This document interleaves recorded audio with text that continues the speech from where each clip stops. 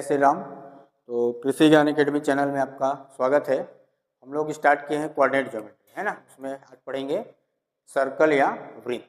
ठीक है, तो स्टार्ट करते हैं वीडियो को।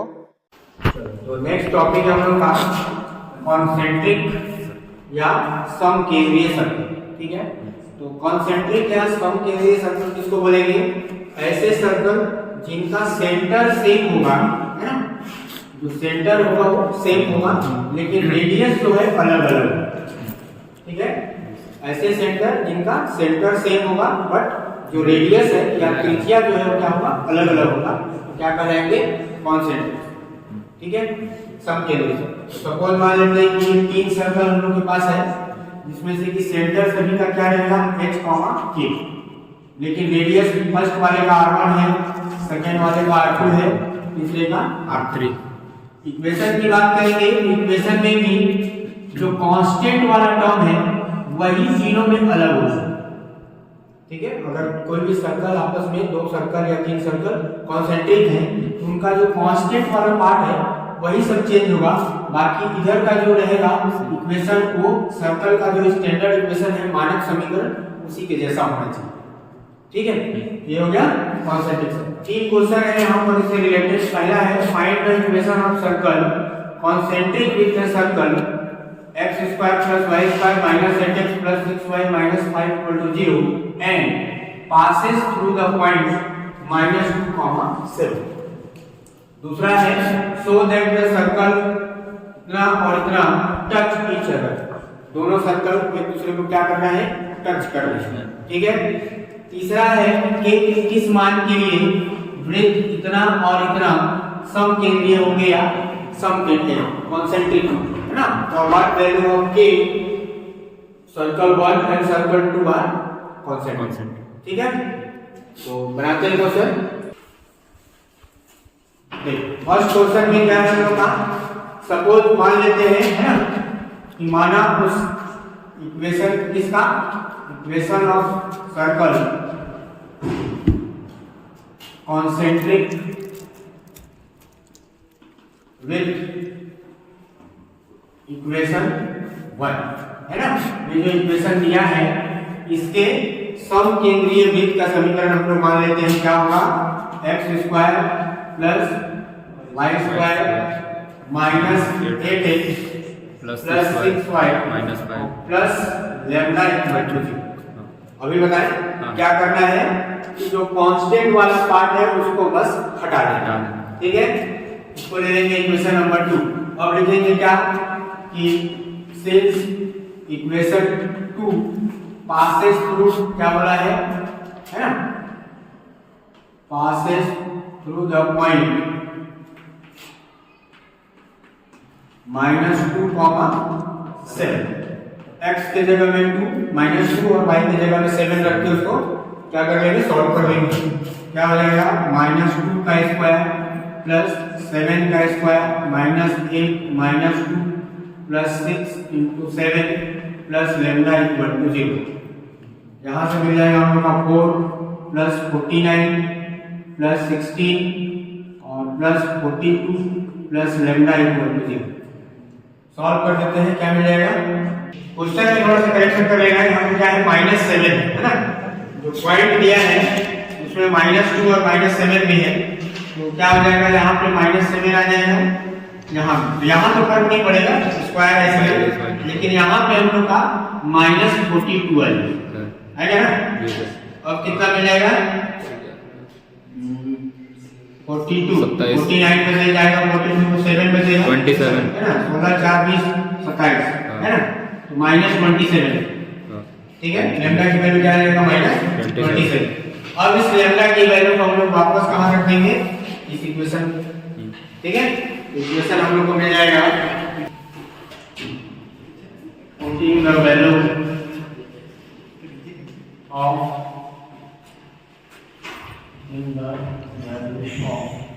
Lambda in equation 2। लैम्डा के मान को समीकरण 2 में रख लेते हैं। क्या मिल जाएगा? x² + y² - 8x + 6y और -27 = 0। ये हम लोग का उस सर्कल का इक्वेशन हो गया जो गिवन सर्कल के क्या था, कॉन्सेंट्रिक। ठीक है, नेक्स्ट क्वेश्चन में आ जाते हैं। इसमें बोल रहा है कि के किस मान के लिए सर्कल इतना और इतना क्या है, समकेंद्री। अभी हम लोग देखें समकेंद्री के लिए क्या होना चाहिए, सर्कल 1 इसको मान लेते हैं, इसको सर्कल 2 मान लेते हैं। तो दो सर्कल अगर कॉन्सेंट्रिक है इसका मतलब क्या है कि दोनों का सेंटर सेम होना चाहिए और रेडियस अलग अलग। ठीक है, क्या कर लेते हैं हम लोग, के किस मान के लिए वृत्त इतना और इतना क्या है, कॉन्सेंट्रिक है समकेंद्री। तो सबसे पहले हम लोग क्या करेंगे कि कंपेयरिंग इक्वेशन 1 विथ क्या, स्टैंडर्ड इक्वेशन ऑफ सर्कल है ना। सर्कल का इक्वेशन क्या है, x² + y² + 2gx + 2fy + c = 0। ये है सर्कल का स्टैंडर्ड इक्वेशन। इससे हम लोग कंपेयर कर रहे हैं इसका सबसे पहले इक्वेशन 1। तो इक्वेशन 1 को कंपेयर करेंगे तो देखो क्या मिल जाएगा, 2g = मिलेगा -3, 2f = मिल जाएगा क्या, k, और c की जगह में है -5। ठीक है, क्या मिल जाएगा, g = हो जाएगा -3/2 और f = हो जाएगा k/2 और c तो वही रहेगा -5। ठीक, और अगेन इस इक्वेशन का है ना, और अगेन लिखेंगे समीकरण 2 की तुलना किससे करने पर, वृत्त के मानक समीकरण से करने पर, है ना। वृत्त के मानक समीकरण से करने पर इसमें क्या मिल जाएगा, 2g = पहले तो देखो यहाँ पर 4 है, पहले उस 4 को हटाना पड़ेगा। ठीक है, तो सबसे पहले इक्वेशन 2 को क्या कर लेना पड़ेगा, 4 से डिवाइड करना पड़ेगा।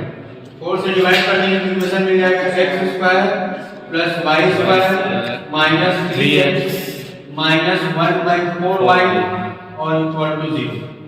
अब इसका कंपेयर करें, है ना। इक्वेशन 3 मान लेते हैं इसको, और यहाँ लिख लेंगे इक्वेशन 3 का। ठीक है, समीकरण 3 की तुलना करें। इस केस में 2g आ जाएगा हम लोग का क्या, कितना है, -3। ठीक है, 2f क्या आ जाएगा, -1/4 और c आ जाएगा 0। तो यहाँ से g मिल जाएगा हम लोग को -3/2 और f मिल जाएगा -1/8। ठीक है, अब अकॉर्डिंग टू क्वेश्चन क्या बोल रहा है कि दोनों सर्कल क्या होना चाहिए, कॉन्सेंट्रिक। तो अकॉर्डिंग टू सर्कल हम लोग लिख लेंगे यहाँ पे, अकॉर्डिंग टू क्वेश्चन, प्रश्नानुसार। ठीक है, प्रश्नानुसार क्या हो जाएगा, दोनों सर्कल अगर कॉन्सेंट्रिक है तो दोनों का सेंटर क्या होना चाहिए, सेम होना चाहिए। तो पहले हम लोग इस पहला वाला जो सर्कल आया है उसका सेंटर निकालते हैं। ठीक है, इसका सेंटर क्या आ जाएगा, केंद्र। इसका केंद्र आएगा क्या, -g -f, है ना, -g, -f। क्या मिल जाएगा हमको, पहला वाला का सेंटर हो जाएगा -g मतलब +3/2 और -k/2 होगा। दूसरे वाले जो सर्कल का इसका निकालते हैं सेंटर, तो इसका सेंटर हो जाएगा हम लोग को क्या, सेंटर या केंद्र, इसका हो जाएगा -g/f, है ना, -g - f। क्या मिल जाएगा, 3/2 और 1/8। ठीक है, अब दोनों क्या है, सेम होना चाहिए। तो इसका जो g है मतलब दोनों का, है ना, 3/2 क्या, 3/2 सेम है। दूसरा वाला -k/2 = 1/8। ठीक है, 2 को उधर ले जाओ तो -k हो जाएगा क्या, 1/4, 2/8, 1/4 आ जाएगा। k = आ जाएगा -1/4। k का जो मान है क्या होना चाहिए, -1/4। तो दोनों सर्कल क्या हो जाएंगे, बराबर। ठीक है, आ जाते हैं हम लोग क्या, 3 पॉइंट से होकर जाने वाले सर्कल का इक्वेशन, है ना। लास्ट टाइम क्वेश्चन आया था। ठीक है, कि find the equation of circle passing through 0, 1, 2, -1, 3, 2 तीन बिंदु से होकर जाने वाले वृत्त का समीकरण ज्ञात कीजिए। ठीक है, तो सबसे पहले हम लोग मान लेंगे कि माना उस वृत्त का समीकरण क्या है, x² + y² + 2gx + 2fy + c = 0 है ना। Let equation of circle is x² + y² 2gx 2fy + c = 0। ठीक है, और अकॉर्डिंग टू क्वेश्चन क्या है कि जो इक्वेशन 1 है वो तीनों से पास कर रहा है। सबसे पहले लिखेंगे सिंस इक्वेशन 1 या सर्कल 1 passes through, क्या लिखेंगे, passes through the point 0, 1। अब इस पॉइंट से पास कर रहा है तो उसको क्या करेगा, सेटिस्फाई करेगा, मतलब संतुष्ट करेगा। x के जगह में 0 रख लेंगे, y के जगह में 1 रख लेंगे, तो क्या मिल जाएगा हम लोग को इक्वेशन 0 का स्क्वायर + 1 का स्क्वायर + 2g × 0 + 2f × 1 + c = 0 मिलेगा। सॉल्व कर लेते हैं, यहाँ से g वाला टर्म क्या हो जाएगा 2f + c, और ये 1 उधर जाएगा तो -1 इक्वेशन 2। ठीक, अगेन यही इक्वेशन जो है किससे पास कर रहा है, 2, -2, -1 से। अगेन लिख लेंगे पासिंग थ्रू 2, -1। अब इस बार x के जगह में 2 और y की जगह में -1 रख लें। ठीक है, तो क्या मिल जाएगा हम लोग को 2 का स्क्वायर + -1 का स्क्वायर + 2g और 2 + 2f × -1 + c = 0। यहाँ से हम सॉल्व कर लेंगे, ये हो जाएगा 4g और -2f + c, और 2 का हो जाएगा 4 और ये 5 उधर जाएगा तो -5 इक्वेशन 3। ठीक है, again passing through the point 3, 2, और इस बार x के जगह में 3 और y की जगह में 2 रख देंगे। ठीक है, तो क्या मिल जाएगा 3 का स्क्वायर डायरेक्ट कर रहे हैं ना, 2 का square + 2g × 3 + 2f × 2 + c = 0। Solve कर लेंगे तो क्या मिल जाएगा, यहाँ हो जाएगा 6g + 4f + c और इक्वल टू में 9 और 4 13 मतलब -30। ये हो गया इक्वेशन नंबर। अब इक्वेशन 2, इक्वेशन 3 और इक्वेशन 4 में g f c है ना, इस g f और c को सॉल्व कर, मतलब तीनों के इक्वेशन को सॉल्व करके g f और c का मान निकाल के वापस यहाँ g f और c रख देंगे तो इक्वेशन मिल जाए। ठीक, तो क्या कर लेते हैं, यहाँ से c का मान निकाल लेते हैं। ठीक है, c का मान निकालेंगे तो क्या मिल जाएगा, c = -1 - 2f, ये आएगा ना। समीकरण 2 से c का मान निकालेंगे तो c = आ जाएगा 1 - 2f, और इस c के वैल्यू को एक बार 3 में रख लेते हैं और एक बार 4 में रख लेते हैं, है ना। तो फ्रॉम इक्वेशन 3 क्या मिल जाएगा 4g और -2f, c के जगह में रख लेते हैं -1 - 2f = में -5। सॉल्व कर देते हैं 4g और ये हो जाएगा -4a और -1 उधर जाएगा तो क्या हो जाएगा -4। ठीक है जी सर। अब 4 हम लोग चाहो तो कॉमन ले सकते हैं ना, g - f = -4 डिवाइड हो जाएगा तो g - f = इक्वेशन 5। ठीक है, अब इसी c के वैल्यू को इसमें रख लेते हैं from equation 4।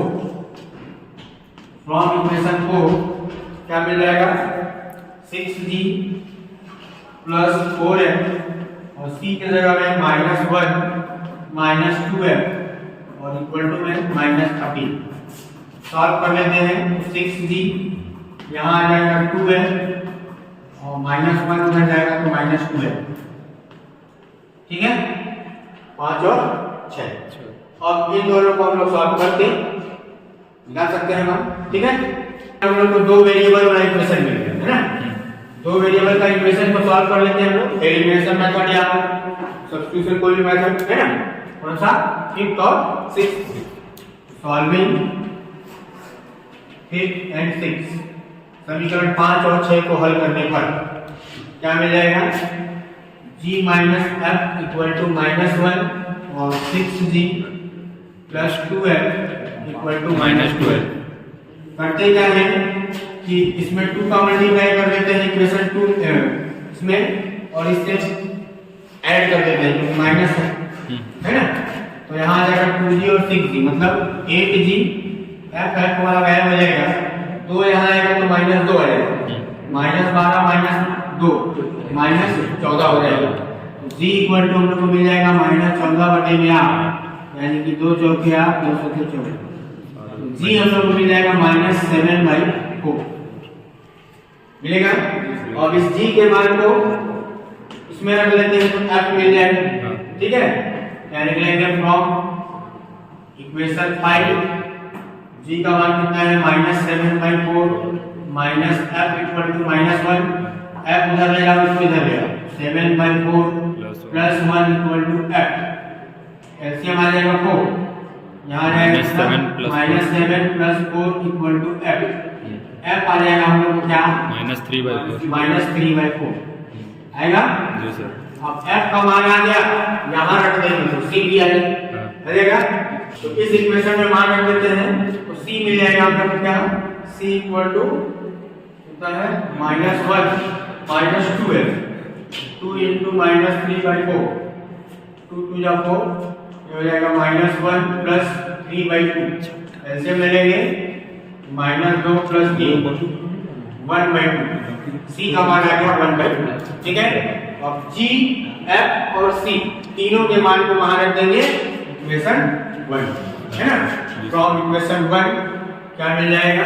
x² plus y² plus 2g, g का मान आया है -7/4x प्लस 2f, f आया है -3/4 y, और c कितना आया है? 1/2, ठीक है। यहाँ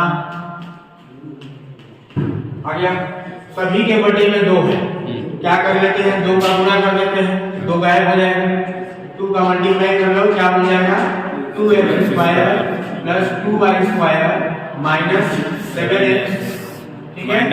यहाँ -3y और प्लस 1 इक्वल टू 0। ये हम लोग का इक्वेशन मिल गया किसका? सर्कल का, ठीक है। 3 पॉइंट से होकर जाना, ठीक है।